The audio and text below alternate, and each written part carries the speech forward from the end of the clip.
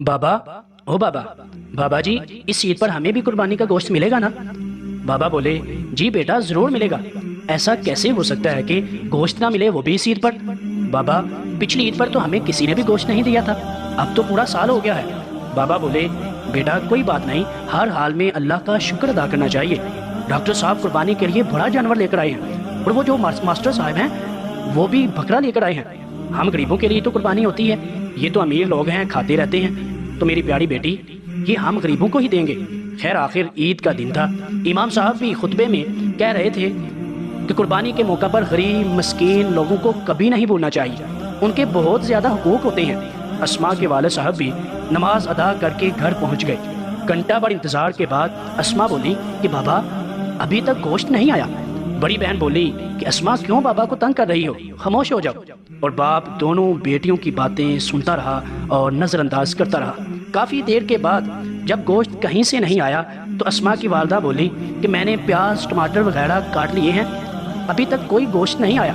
आप ऐसा करें, किसी से खुद मांग लाएं, बच्चे बार बार इसरार कर रहे हैं। बाप बोला कि बेगम साहिबा, आपको तो पता भी है कि हमने कभी किसी के आगे हाथ नहीं फैलाया, अल्लाह सबब पैदा फरमाएगा।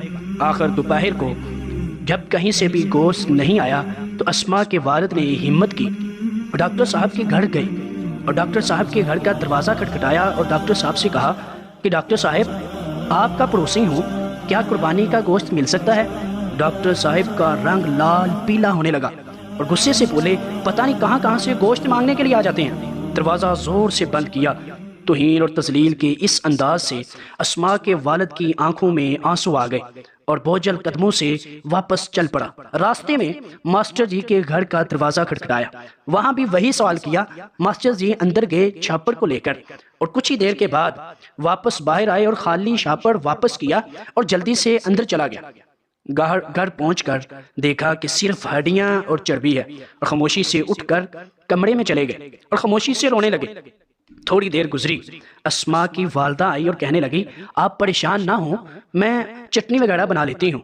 और कुछ ही देर गुजरी कि अस्मा आई और कहने लगी, बाबा हमें गोश्त नहीं चाहिए, हमें कोई गोश्त नहीं खाना, वैसे भी मेरे पेट में दर्द हो रहा है। ये सुनना ही था कि बाप रोना शुरू कर गया।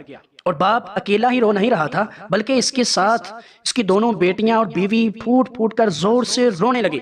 इतने में असलम की आवाज़ आई, जो सब्जी की रेड़ी लगाता था। तुफैल भाई, दरवाज़ा तो खोलें, दरवाज़ा तो खोलें। दरवाज़ा खोला तो असलम ने 3-4 किलो गोश्त का शापड़ पकड़ा दिया और बोला कि गांव से छोटा भाई लेकर आया है, इतना हम अकेले नहीं खा सकेंगे, तो सोचा कि आप भी हमारे साथ शरीक हो जाएं और ये आप खाएं। खुशी से आंखों में आंसू आ गए और असलम के लिए दिल से दुआ निकलने लगी।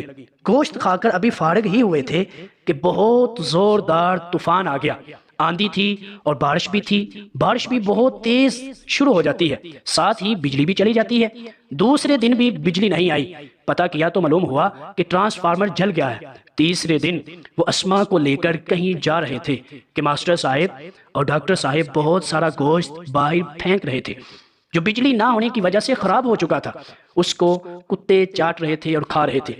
अस्मा बोली, बाबा क्या कुत्तों के लिए कुर्बानी थी? वो अस्मा का चेहरा देखते रहे और मास्टर जी और डॉक्टर साहब ने भी ये सब सुनकर अपनी अपनी गर्दन को झुका लिया। खुदारा एहसास करें गरीब और मस्कीन लोगों का। ये सिर्फ वीडियो ही नहीं, बल्कि खुददार गुरबा और मसाकीन की ज़रूरतों से आगाह रहने की दरख्वास्त भी है।